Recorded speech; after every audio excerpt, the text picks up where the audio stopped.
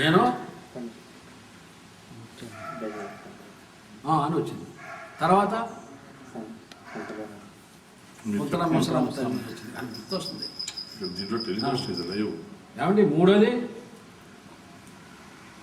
అని చెప్పింది ఆవిడే, నేను పార్వతీదేవిని అంది. చూడండి, అంటే పార్వతీదేవి అవుతారో 101 అంటాం కదా, ఇదే మనకి నిదర్శనం. అప్పుడు ఎందుకు వచ్చినది తల్లి అంటే, కొంతమంది ఓరలేని ఉంటారు కదా, తెలుసుకుని 180 స్తంభాలు గ్రాంట్ చేయించాను, ₹1 కట్టక్కలేదు. కరెంట్ స్తంభం గ్రాంట్ చేయాలి, ఎంత డబ్బు కట్టాలి, ఎంత శ్రమ పడాలి.